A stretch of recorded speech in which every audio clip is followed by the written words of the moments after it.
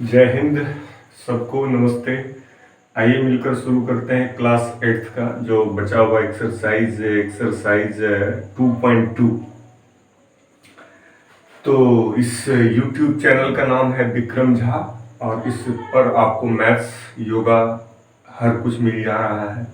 और उसमें 8, 9, 10 सबके वीडियोस मिलेंगे। जस्ट हम लोग अभी स्टार्ट करते हैं क्लास 8th का जो बचा हुआ एक्सरसाइज है 2.2 जो linear equation in one variable पर आधारित है। तो जो हम इंट्रोडक्शन क्लास दे चुके हैं, तो linear equation in one variable का मतलब है जहां पर एक वेरिएबल रहेगा जिसको हम अक्सर x के रूप में यहाँ पर हम सवाल में लेंगे, और वही x जो है वो इंग्लिश लेटर वही होगा वेरिएबल। और लीनियर इक्वेशन का मतलब तो बताया जा चुका है, फिर भी मैं बात करना चाहूंगा कि लीनियर इक्वेशन माने होता है कि जिस इक्वेशन में जो हाईएस्ट पावर होता है 1 होता है। और कुल मिला के जो इस पर आधारित ये वर्ड प्रॉब्लम्स है उसमें से 4 सवाल लगभग लग चुके थे, और 5वां क्वेश्चन जो है अभी आपके सामने बोर्ड पर है जो linear equation in one variable जो है class NCERT maths class 8th exercise 2.2। चलिए शुरू करते हैं क्वेश्चन नंबर 5, जिसमें क्वेश्चन भी हमने बोर्ड्स पे लिख रखा है, जिसका मतलब है कि 2 numbers are in the ratio 5:3 if they differ by 18 what are the numbers. अब यहाँ देखना ये है कि जो हमारा रेशियो दिया हुआ है उसको हम अगर x के टर्म में अलग अलग उसको हम लिखें तो लेट द नंबर्स बी, जिसका रेशियो 5:3 था उसको हमने मान लिया 5x एंड 3x।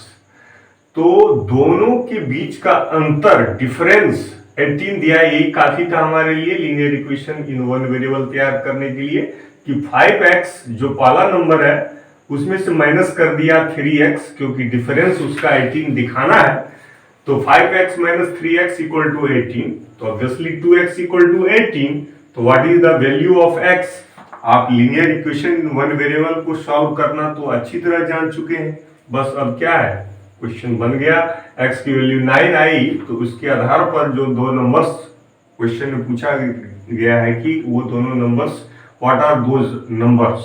तो those numbers are obviously 5x, x की वैल्यू पुट कर दीजिए 5 into 9 that is 45, 3x 3 into 9 that is 27. Both are our answers. Now let us take the next question after this. So recently I was feeling bad, sick, and recently therefore some videos have been interrupted. So sorry for that. This is God's grace that I am feeling better, and if I will feel better I will just give you best class with my heart. So please take the next question number 6. Come on everyone, question number 6 पे ध्यान दीजिए कि लिखा है कि 3 consecutive integers add up to 51. What are these integers? Integers में जो पहला इंटीजर्स अगर हम मान लेते हैं कि लेट द फर्स्ट इंटीजर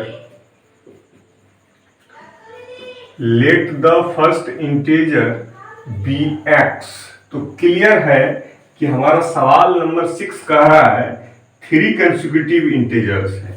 तो दूसरा क्या होगा, सेकेंड इंटीजर जो कि कंसेक्यूटिव है, ये ध्यान में रखना है। तो कंसेक्यूटिव का मतलब होता है सक्सेसिव नंबर, यानी कि जो पिछला था उसमें 1 प्लस कर दो, और जो थर्ड इंटीजर होगा वो भी कंसेक्यूटिव है, लगातार 3 संख्या का निकालना है तो x प्लस इसमें 2 कर दीजिए। तो अगर आपने पहला इंटीजर x माना तो दूसरा x प्लस 1 हो गया, और x प्लस 2 जो है वो तीसरा कंसेक्यूटिव इंटीजर हो गया। और इस बात को आप अच्छे से जानते हैं कि अगर कोई भी पहला इंटीजर 5 मान लीजिए ले लेते हैं, तो अगला नंबर तो 6 कैसे आया, 5 प्लस 1, उससे अगला नंबर 7 कैसे आया, 5 प्लस 2। तो इसी फॉर्मूले से आप पकड़िए कि अगर पहला इंटीजर को आपने वेरिएबल x मान लिया, तो दूसरा जो कंसेक्यूटिव इंटीजर है x प्लस 1 हो गया और तीसरा x प्लस जो है 2 हो गया।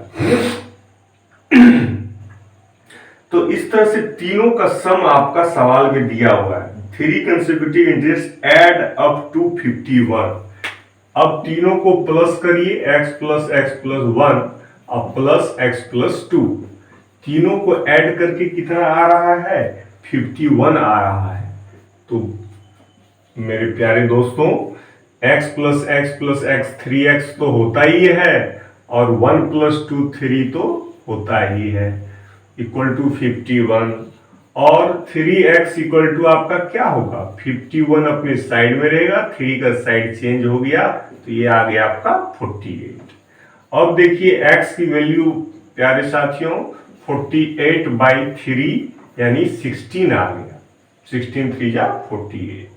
अब जब x की वैल्यू निकल गई, फर्स्ट इंटीजर निकला, तो आप आंसर में क्या लिखेंगे? 16 प्लस 1 और 16 प्लस 3, तो मतलब हो गया 16 17 और 16 प्लस 2 ना, तो 18।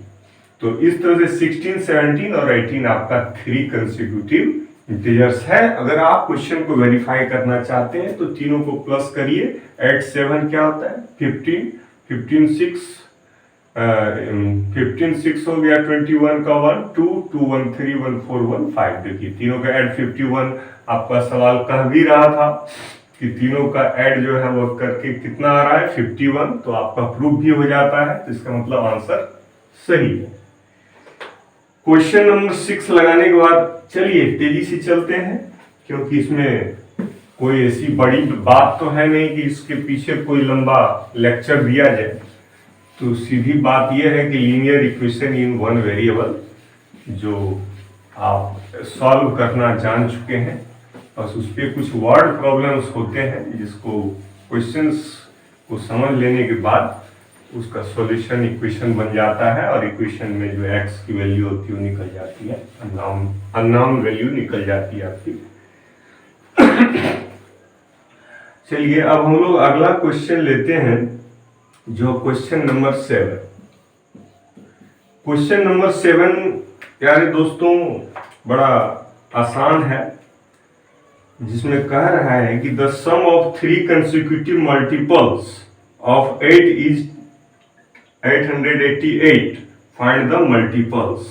यानी मल्टीपल्स का मतलब कि 8 का मल्टीपल्स, वो भी 3 लगातार। 3 कंसेक्यूटिव का मतलब 3 लगातार 8 के मल्टीपल्स का जो सम है वह दिया हुआ है। तो हम मान लेते हैं कि let the first multiple of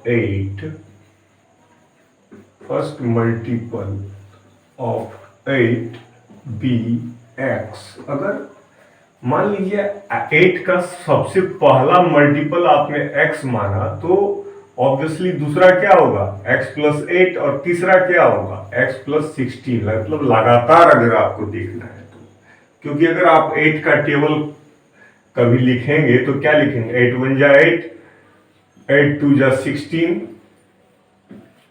और 8 3 जा 24। तो क्या करेंगे? इस तरह से आपका ये इस चीज को आप पकड़िए कि 8 का जब आप मल्टीपल्स लिखेंगे, 8 का जब आप मल्टीपल्स लिखेंगे, सबसे पहला मल्टीपल आपका होगा 8, और 8 में जब आप 8 को प्लस कर दोगे तो दूसरा मल्टीपल निकल जाएगा, और 8 में अगर 16 प्लस कर दोगे तो तीसरा मल्टीपल 8 का निकल आएगा।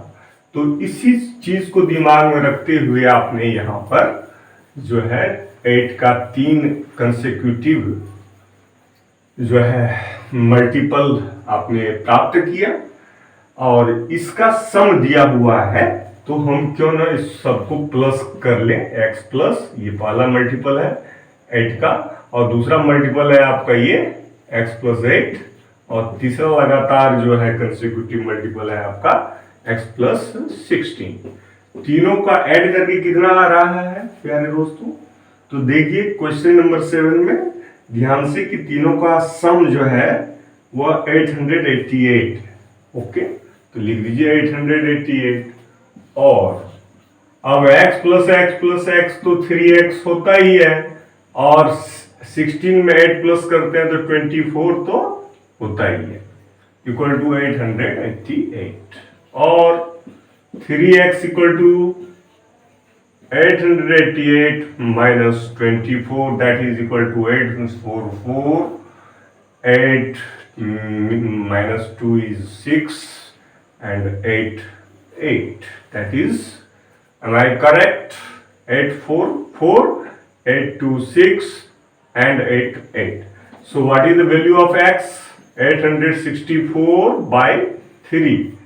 3 से this is divisible है, 3 2 जा 6, 2 8, 3 8 जा 24, 2 6, 3 8 जा 24. That you means कि 3 2 जा 6, 2 8, 26, 3 8 जा 24, 2 3 8 जा 24. That is correct. Now the first multiple is what, beta? So what first multiple is? First multiple is our 288 itself. Second multiple is 288 plus 8. And third multiple is 288 plus 16. So what is the correct answer? 288 is the first multiple. 288 plus 8 is what? 288 plus 2, 290 or 296.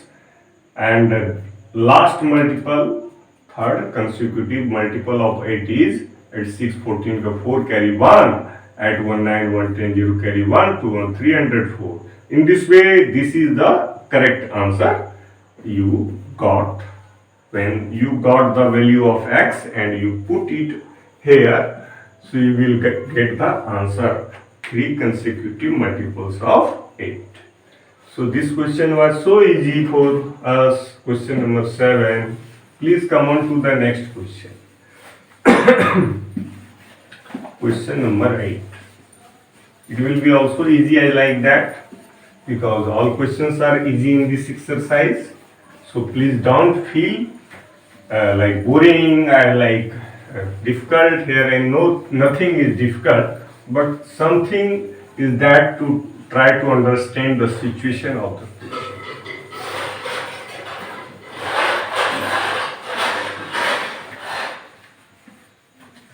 So let us take the next question again. Our next question is question number 8.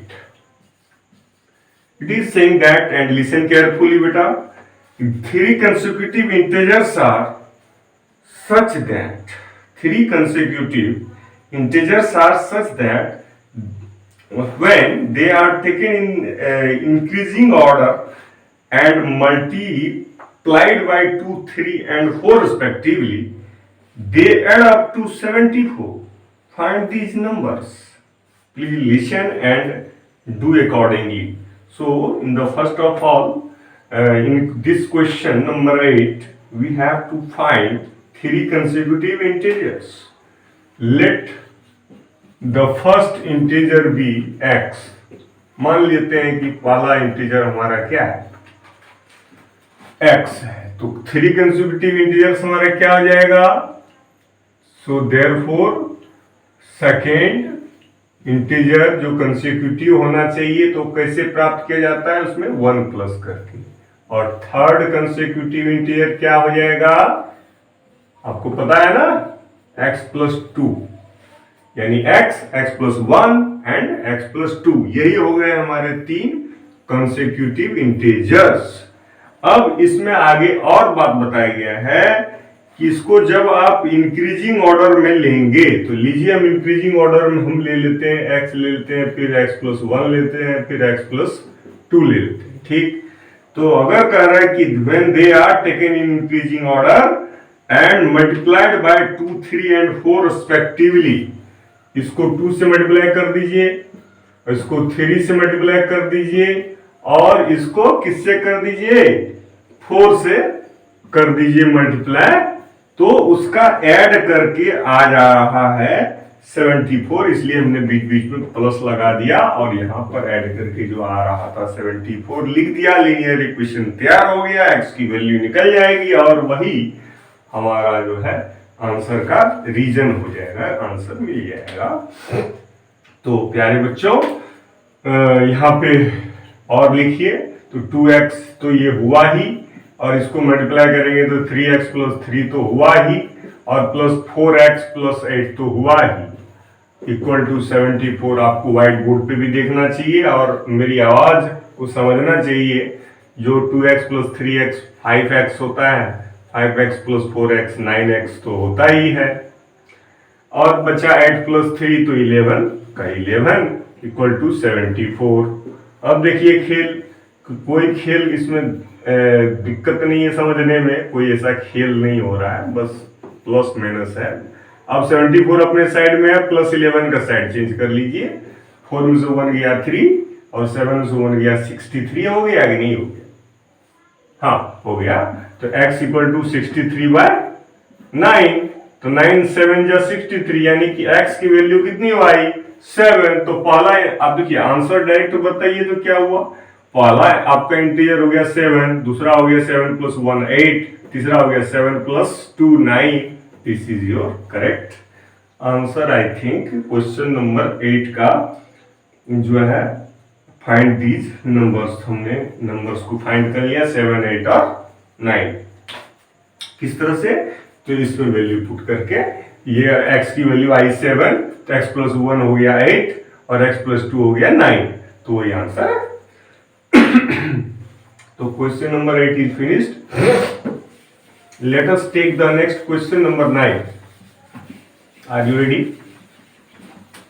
If you will go on to the next question, you will find it will be also like easy as the previous sums where you found easy.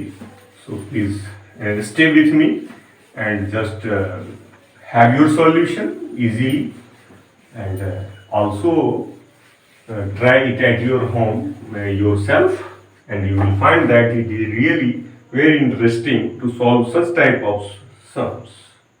Question number 9 पे आ चुके हैं आसानी से। Question number 9 को पढ़ लेते हैं पहले आपके लिए, फिर आप उसको बुक्स में भी पढ़ना। The ages of Rahul and Harun are in the ratio 5:7। दो लड़कों का एज दिया हुआ है। तो 4 years later, 4 साल के बाद क्या होता है कि the sum of their ages will be 56 years हो जाएगा, ऐसा कहा गया। तो what are their present ages? देखिए उसके प्रेजेंट एज को ना रेशियो में दिया हुआ है, तो हम उसको अलग अलग एक्स के रूप में लिख लेते हैं। मान लिया कि राहुल का प्रेजेंट एज जो है रेशियो के हिसाब से 5x है। Let Rahul's present age be 5x and Harun's HAROONS Harun's present age भी कितना? जो आपका रेशियो दिया हुआ, देखिए रेशियो को 7x ईयर्स में मान लीजिए, ईयर्स में मान लीजिए। तो फिर 4 years लेटर, अब 4 साल के बाद दोनों का एज क्या होगा? आफ्टर मतलब लेटर मतलब क्या होगा? ये 4 years later the sum of their ages will be future tense, यानी 4 साल के बाद later 4 years, later 4 years, 4 years के बाद जो है आपको जान लेना है कि राहुल एज क्या हो जाएगा। वो नोट कर लीजिए आप, 5x प्लस 4 years हो जाएगा, और हैरुन्स जो है एज जो है वो कितना हो जाएगा? 7x प्लस 4 years होगा ही नहीं, क्योंकि 4 years के बाद तो उसमें 4 years प्लस करना ही चाहिए आपको। तो फिर उनके 4 years later the sum of their ages will be 56 years। अब यही तो हमारा स्टेटमेंट है कि 5x प्लस 4 और ये जो 7x प्लस 4 का दोनों का ऐड है, कितना हो जाएगा? तो वो हो जाएगा आपका 56 years। तो अब बताइए, तो आप इक्वेशन बन गया 5x प्लस 7x 12x और 4 प्लस 4 होता है 8 इक्वल टू 56 और 12x इक्वल टू आपका 56 minus 8 that is how much 16 by 8 4 48 okay so what is the value of x 48 by 12 that is 4 now how what about you say Rahul's present age so write the answer Rahul's present age is what 5x okay 5x means 5 into x की value put करो 4 यानी 20 years और हैरून्स present as जो है वो निकल गया आपका 7x यानी 7 इंटू 4 यानी 28 इयर्स आंसर। तो इस तरह से आप सवाल बनाते रहिए, फिर मिलते हैं नेक्स्ट वीडियो में। क्वेश्चन नंबर 10 से लेकर के हम लोग चलेंगे। अब एक स्टॉपेज अभी देते हैं, फिर मिलते हैं। Thank you very much, have a nice day.